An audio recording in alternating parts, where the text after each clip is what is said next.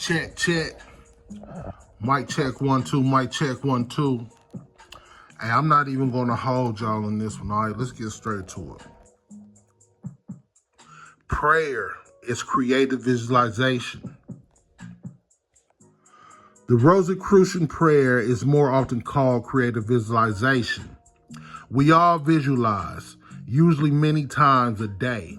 Some of us are more thorough than others. Rachmaninoff, or however you say it, said once that he never performed on the concert stage without having played every number over in his mind the night before. He could hear every note and knew precisely where each finger should fall without either a piano or the musical score before him. This is amazingly thorough visualization, requiring the utmost in concentration, and the magnificent results proved its value.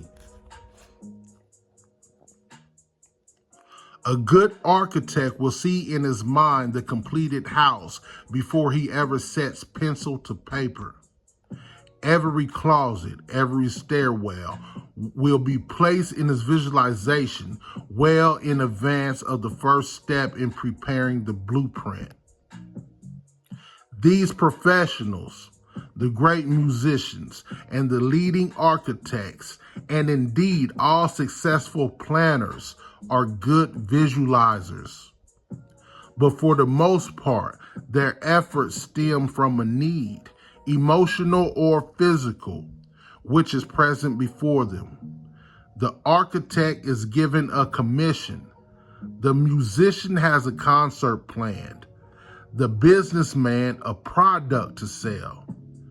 What you are to learn is the art of visualizing without a compelling need forcing you to action.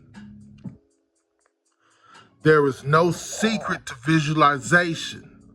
Everyone has this ability, but you must learn to visualize in such a way that the image you create will tend to objectify, to manifest itself as an object or an event in the physical world. For the musician and the architect, this is a natural sequence. The one plays a piano concert and the other produces the plan of a building. But you, who may have neither piano nor drawing board, nor indeed the skill to use them, must seek a different method. It is a simple technique and can be used to solve many problems. Listen to this shit, man. This is the shit. This is it. You know what I'm saying?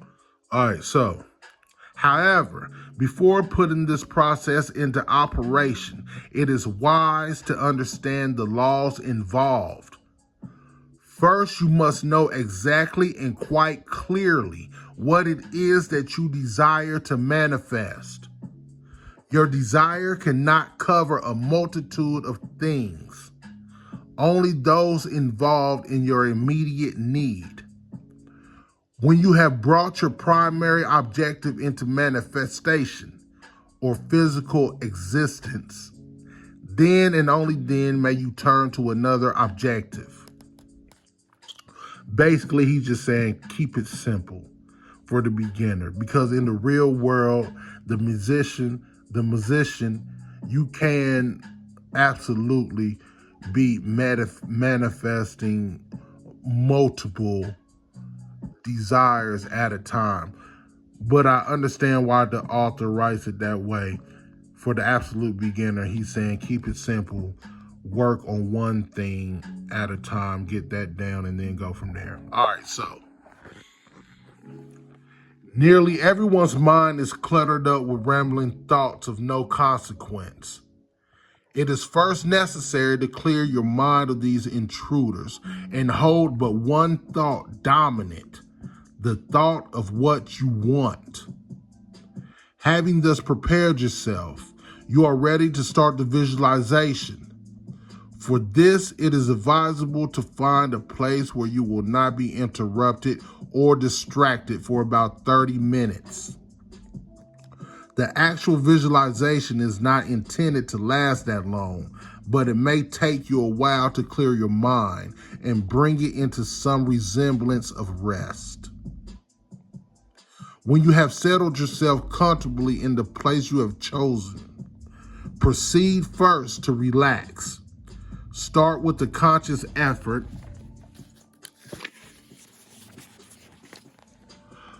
Start with the conscious effort to relax physically. Relax your toes, your ankles, the calves of your legs, your knees, the muscle in your thighs. Relax your middle body, your fingers, your hands, your wrists, the muscles in your forearms and shoulders. Relax your neck, your face muscles, and the tiny muscles around your eyes and ears and in your scalp. This will take 3 or 4 minutes, and when accomplished, will leave you feeling much quieter. Now it is time to turn your attention to your mind. Since it is virtually impossible for the average person to slow down and stop the rapid flow of his thoughts, a device is now used.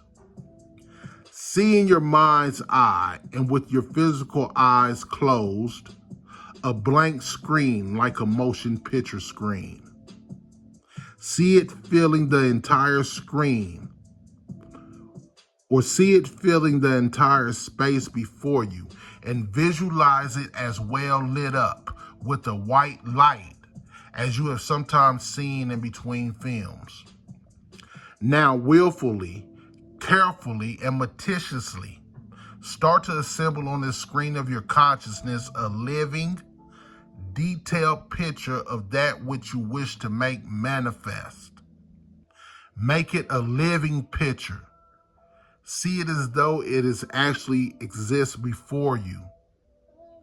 This will require singleness of purpose, a good imagination, and an ability to concentrate, none of which come naturally, but must be acquired by practice.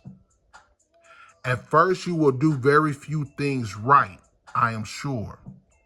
But with practice, you will become more skillful. The Rosicrucians teach that every man and woman alive is endowed with the ability to create on the material plane. But in order to do so, we must first learn to use the tools we have been given. The first is the ability to visualize, and the second, the imaginative faculty. These must work together. The imagination must provide the pictures, either from a recollection or by combining parts of recollected pictures and ideas to create new ones. And then these pictures must be thrown onto the screen of our consciousness and held there. They must have duration in order to outpicture themselves in physical matter and events. The longer you can hold the exact picture without change, the more rapidly it will manifest. This is where the ability to concentrate comes in. The third point on this creative triangle. I could stop here and say, that's all there is to it. And I would be right. You have all the basic ingredients. But you know and I know there are a lot of questions unanswered.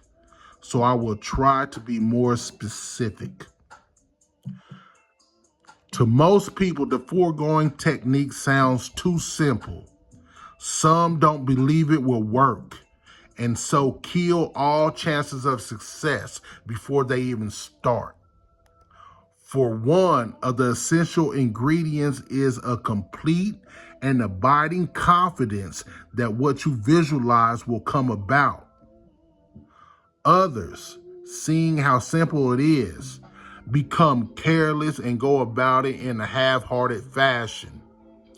This is almost as if the person about to bake a cake were to put all the ingredients into a pan without properly mixing them.